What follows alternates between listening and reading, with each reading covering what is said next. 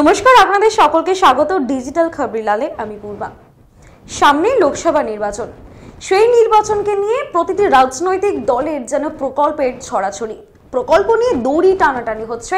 কার প্রকল্পে ঠিক কতটা ভার, কতটা ওজন রয়েছে, আর সেই প্রকল্পকে কেন্দ্র করে ঠিক কতটা ভোট নিজের পকেটে পড়া যায়, সেই নিয়ে কিন্তু ইতিমধ্যেই মানুষের যেন মনে কৌতূহল তৈরি করে দিচ্ছে রাজনৈতিক দলগুলি। কোন প্রকল্পে কত পরিমাণ ভাতা পাওয়া যেতে পারে, মানুষের মনে যেন একটা স্বপ্ন তৈরি করে দিচ্ছে নিজেরা ক্ষমতায় আসবে বলে। হাল ফিলেই পশ্চিমবঙ্গের সরকার কি করেছে, লক্ষ্মীর ভান্ডারে যে 500 টাকা পেতেন লক্ষ্মীরা, সেখানে 1000 টাকা বাড়িয়ে দেওয়া হয়েছে।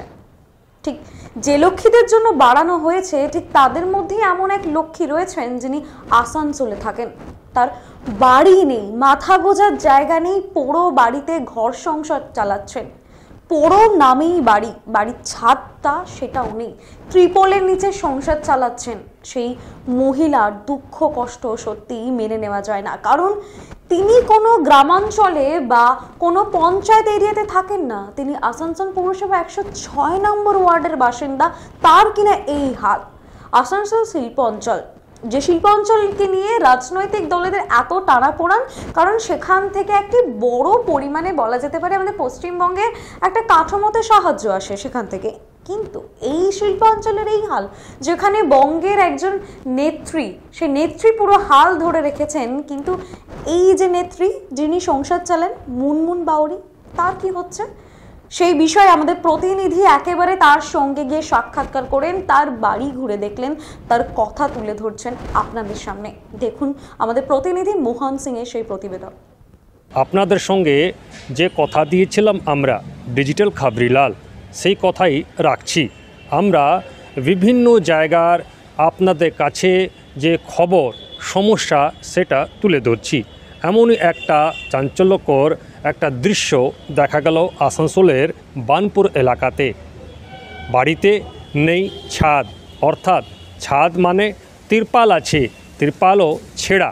ওই ছেঁড়া তিরপাল থেকে কনকনে এই ঠান্ডা এবং বর্ষাতে জল ঢুকে যায়। কোনো রকম করে এই মহিলা গরু বাছুরদের সঙ্গে নিয়ে ঘর সংসার করছেন। আসানসোল পৌর নিগম এলাকার 106 নম্বর ওয়ার্ডে থাকেন মুনমুন বাউরি। মাথার উপর না আছে ছাদ, না আছে নিজস্ব কিছু, পুরো বাড়িতেই সংসার চালাচ্ছেন ত্রিপল বিছিয়ে।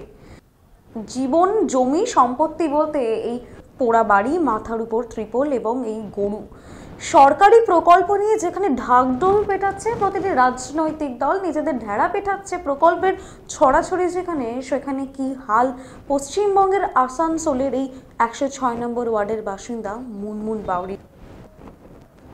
আসানসোল দক্ষিণের বিধায়িকা অগ্নিমিত্রা পল, তিনি আদিবাসী বেশ কিছু বাড়িতে ঘুরে দেখান, সেখানে সরকারি পরিষেবা ঠিকঠাক পাচ্ছেন কিনা, সেখানে তাদের বাড়িতে অর্থাৎ আদিবাসীদের বাড়ির পরিস্থিতি কেমন, সেই সব ঘুরে দেখতে গিয়েই দেখেন যে মুনমুন বাউরির বাড়ির এই হাল। সেই নিয়ে তিনি একেবারে চাঁচাছোলা ভাষায় মুখ্যমন্ত্রীকে আক্রমণ শানালেন।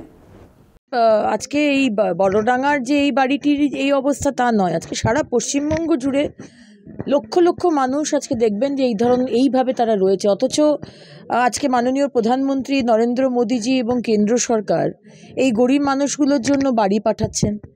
আজকে এই গরিব মানুষগুলোর জন্য বাড়ি বাড়িতে জল যাতে পায়, খাবার জল, সেটার ব্যবস্থা করছেন, তার জন্য টাকা পাঠানো হচ্ছে। বাড়ি বাড়িতে বাথরুম হবে, সেই পাঠানো হচ্ছে টাকা, কিন্তু এরা কোনো সুবিধা পাচ্ছে না।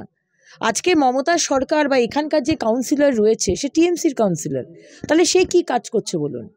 আমরা তো বিরোধী। আমার হাত দিয়ে তো আবাস যোজনার বাড়ির লিস্ট বা আমি কাকে দেব সেটা তো আমার হাত দিয়ে, আমার তো সে ক্ষমতা নেই। ক্ষমতা রয়েছে এখানকার সরকারের, মমতা সরকারের এবং আসানসোল মিউনিসিপ্যাল কর্পোরেশনে কারা রয়েছে, মানে সরকার কারা রয়েছে, টিএমসি রয়েছে। আজকে এখানকার যে কাউন্সিলর, সেও টিএমসি রয়েছে। তাহলে তার দরকার ছিল যে যারা যারা গরিব মানুষ, সে যে দলই সে পার্সু করতে পারে, যে কোনো পলিটিক্যাল আইডিওলজি পার্সু করতে পারে, তাকে তো বাড়িটা দেওয়ার তো কথা তো এইখানকার টিএমসি সরকারের, মমতা সরকারের। অন্যদিকে আবার অগ্নিমিত্রা পলের অভিযোগ পুরোপুরি উড়িয়ে দিয়েছেন এলাকার পৌর নিগমের বড় চেয়ারম্যান শিবানন্দ বাউরি। বিষয় নিয়ে তিনি বলছেন, কিছু কিছু জায়গায় সমস্যা আছে, তারা কাগজ কলমে ঠিক করে দেখাতে পাচ্ছেন না নিজের জমি কোনটি বা মালিক কিনা। দেখুন, এই যে হাউস ফর অল প্রত্যেক গরিব মানুষ যাতে পায় তার লক্ষ্যে মমতা বন্দ্যোপাধ্যায় হাউস ফর অলের কাজ শুরু হয়েছে। আপনারা দেখেছেন হাউস ফর অলের হয়তো টাকাও অনেকের ক্ষেত্রে আমাদের কেন্দ্র সরকার বন্ধ করে দিচ্ছে, প্রবলেম করছিল। আবার মমতা ব্যানার্জি বিভিন্ন আন্দোলনের মাধ্যমে সেই টাকা আবার আনার জন্য তিনি যথাচেষ্টা করেছেন, আবার সেই টাকা আবার চালু করেছে দেওয়া। তারপর কাজ শুরু হয়েছে। কিছু কিছু ক্ষেত্রে আমরা দেখতে পাই যে যেমন বাড়ি হচ্ছে না, যেমন আপনাদের চোখে পড়েছে যে কোথাও বাড়ি হয়, মানে বাড়ি হয়নি, কোথাও একটা তিরপল দেওয়া আছে, তীব্র শীত। কিন্তু কিছু কিছু জায়গায় টেকনিক্যালি ফল্ট থাকে আমাদের, কেমন মানে যারা আমাদের না মানে যারা বাড়ি বানাবে, একটা বাড়ি বানাতে গেলে হয়তো 3-4 ভাই আছে, 3-4 ভাই 5 ভাই আছে। তো অনেক সময় কী ভাই কোনো বিবাদের কারণে যখন কেউ এনওসি দিতে না চায়, তখন ওখানে কী হয়ে যায়, হাউস ফর অল থেকে সে বঞ্চিত হয়ে যায় সেই পরিবারটা। আমরা এই জন্যই প্রত্যেকটা কাউন্সিলরেই আমাদের লক্ষ্য থাকে এই জিনিসটাকে আমরা ওদেরকে বসিয়ে মিটিয়ে নিতে চাই, এবং যাতে সবাইকে এনওসি দিয়ে বাড়িটা করে নিতে পারে, এটা আমরা সবাইকে বোঝাই। এবার কোনো ক্ষেত্রে সেই জায়গাটাতে আমরা মানে অনেক সময় হয়তো ভাই এমন একটা ইগোর লড়াই হয়ে যায়, না ওকে আমি করতে দেবো না, হয়তো কোনো ঝামেলা আছে। এই কারণের জন্য কিছু বাড়ি আছে যেগুলো আমাদের প্রবলেম হতে, সেগুলো আমরা শর্ট আউট করার চেষ্টা করব। আমাদের কাউন্সিলররা আছে, আমরা তাদের পরিবারের সাথে বসে তারা যাতে তাদেরকে এনওসিটা দেয়, এনওসিটা দিয়ে দিলে আমরা ওদের বাড়িগুলো আমরা স্টার্ট করতে পারবো। পশ্চিমবাংলায় নাকি ভালো উন্নতি হচ্ছে, বিকাশ হচ্ছে, বাংলা এগিয়ে গিয়েছে বহুদূর, আর বিশ্বের আঙিনায় তো সুনাম হচ্ছেই। তাহলে কি দশা মুনমুন বাউরির? মাথা গোজার জন্য একটি মাত্র বাড়ি, আর ছাদ বলতে এক টুকরো ত্রিপল। আর এ কোনো গ্রামাঞ্চলের কিন্তু কোনো কাহিনী না, খোদ আসানসোল পৌর নিগম এলাকা 106 নম্বর ওয়ার্ডের ঘটনা, যেখানে মুনমুন বাউরি এভাবে অসহায় দিন কাটাচ্ছেন। কি বলছেন তিনি? বাড়ি করতে বলেছিলাম, সেখানে রেজিস্ট্রি করতে, তো রেজিস্ট্রি করতেও টাকাটা লাগবে, তো রেজিস্ট্রি না হলে তো টাকা হবে না, তো তাই জন্য বাড়িটা হয়নি, অমনি পড়ে আছে। দেখছি তিরপাল ছেঁড়া তিরপাল, এমনি থাকছেন শীতের সময়, ঠান্ডা লাগে না? হ্যাঁ, ঠান্ডা তো লাগেই। তো ঠান্ডা লাগলে কি করব? ঠান্ডা লাগলে ওয়াতে কষ্ট করে থাকতে হয়। গরু বাছুর আপনাদের? হ্যাঁ, গরু বাছুরও থাকে আমাদের সাথে, গরু বাছুরও থাকে। স্বামীর কাজ নাই, কি করব? দিন আনি দিন খাই। বলেছেন, কাউকে বলেছেন? হ্যাঁ বলেছে, ওই তো রেজিস্ট্রি করতে টাকা লাগবে, তো রেজিস্ট্রি আমার জায়গাতে থাকবে তবে তো হবে। ওই জন্যই তো আমি চুপ করে বসে আছি, যে হবেই না যখন, তখন আর কি লাভ করে। তিরপাল দিয়ে যায় না এখন আরো? হ্যাঁ, তিরপল দিয়ে যায়। প্রশ্ন উঠছে, আদিবাসীদের বান্দনা বা শহরাই উৎসব এলেই প্রতিটি রাজনৈতিক দল একেবারে সামিল হয়ে ওঠে এইরকম উৎসবে। দেখা যায় যে আদিবাসীদের সঙ্গে, আদিবাসী সম্প্রদায়ের মানুষদের সঙ্গে একাত্মবোধ তৈরি করে একেবারে অন্যরকম পরিবেশ, যেন সবাই সমান, সব ধর্মের মানুষ একই। তাহলে শুধুমাত্র এই উৎসবের সময় কেন আদিবাসী সম্প্রদায়ের মানুষের সঙ্গে এত ভালোবাসার বিনিময় দেখানো হয়? কেন অন্য সময় তাদের পরিস্থিতি, তাদের জীবন খতিয়ে দেখা হয় না? তারা কেমন আছে কেউ প্রশ্ন কেন করে না? কারা দেখবে এই গরিব পরিবারদেরকে? কারা এদের কথা, সমস্যা শুনবে? শুধু শুনলেই হবে না, সমাধান বা কারা করবে এই গরিবদের মানুষদের? এই প্রশ্ন সবসময় রয়ে যাচ্ছে।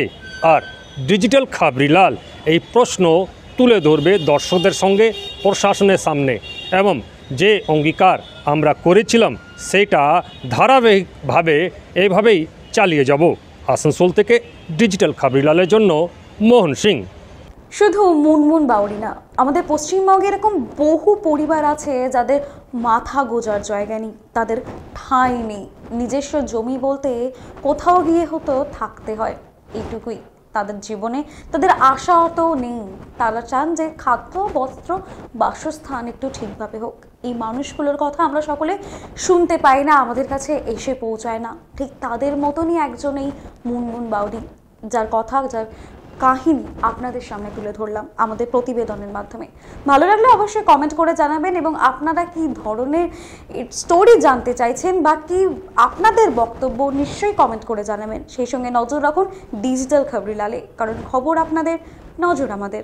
ডিজিটাল খবরিলাল, খবর আপনাদের, নজর আমাদের।